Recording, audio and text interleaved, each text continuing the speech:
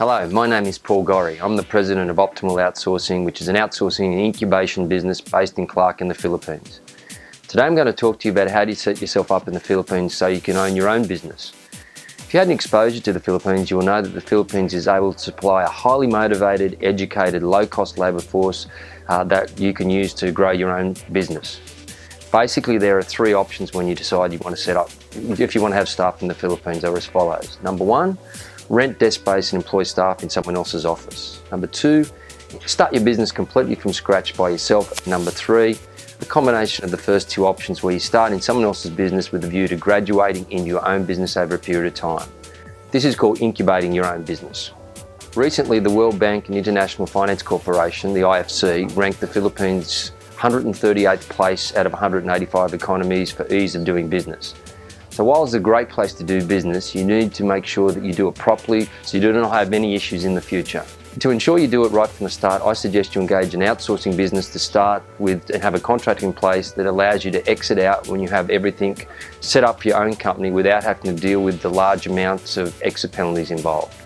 This allows you to start employing staff prior to even setting up your company with a view that these staff will move with you to your new office. The following is the steps you need to want to take to make sure you set up your business in the Philippines successfully.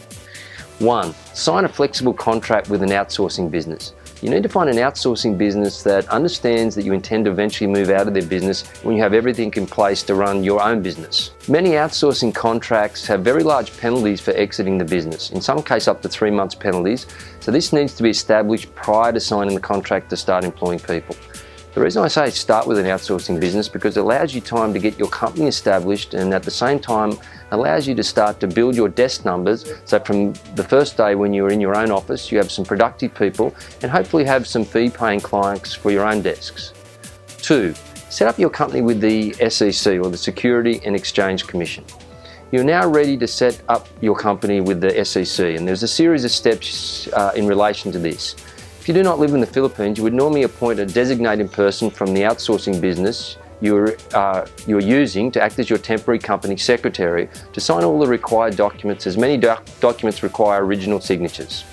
Depending on where you set up, you may be able to set up as the only director and shareholder of the company, or you may require a minimum of 4 Filipinos to act as co-directors of the company. The answer to this question really depends on what sort of work you want to do. If you're doing export work to Australia, for instance, you only need 1 shareholder, 1 director, particularly if your business is situated in a special economic zone. You also need to select the share structure for your company. The share structure may be dictated by the area where you wish to establish your office. For example, many of the free trade zones require a minimum share capital for any company wishing to set up in that area. This is really specialist work that would be handled by the outsourcing business assisting you with incubating your business and advising you on the best way to set up your company. 3. Sign a lease with it for an office. In the Philippines, you have many options in terms of where you want to locate your office. Obviously, it'll be reasonably close to the outsourcing business that you started with because eventually you will move your staff to your new office and you want to retain all of them when you do move offices. There are many zones in the Philippines that have very attractive incentives for establishing in those areas. Many of these revolve around tax-free incentives for varying periods of time. Keep in mind that these zones often require reasonably detailed business plans in order for the economic zone to approve your business setting up there. 4. Register with the Bureau of Internal Revenue, or BIR. You must register your company with the BIR in order to establish what type of taxes the company will be required to make.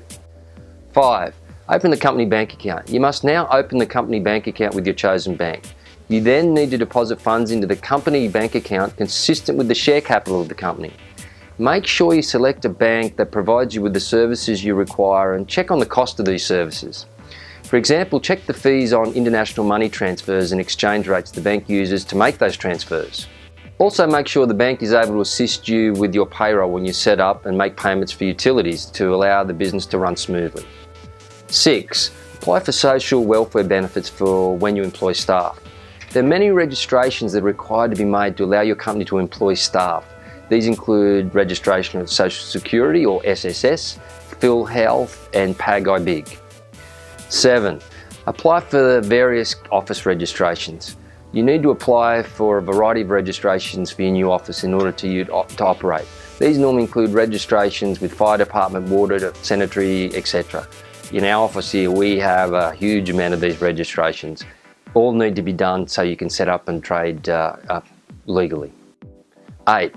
Have your staff sign contracts so you can employ them. The Philippines has quite strong industrial laws, so you need to protect yourself by having staff contracts drawn up that define both the employers' and employees' rights and obligations towards each other. This would typically be done by a solicitor, as the laws of the Philippines, like any other country, change from time to time. Some of the points I mentioned go back and forth between each other. For example, when you register your company, you will then have to open a bank account in your personal name as treasurer in trust, which eventually gets transferred into the bank account in the company once everything is in place to allow that. I would strongly suggest you engage a business that will assist you in incubating your business into your own premises. Most of these businesses will normally have a checklist of all the steps you're required to undertake to successfully set up, and for a fee, guide you through that whole process. At Optimal Outsourcing, we have a specific incubation contract as an option when you sign with us that allows you to easily move out to your own business, and for a set fee, we handle all the requirements of setting up your own business. If you'd like any further information, email us at contactus@optimaloutsourcing.com.au if you have any questions. This is Paul Gorrie from Optimal Outsourcing signing off.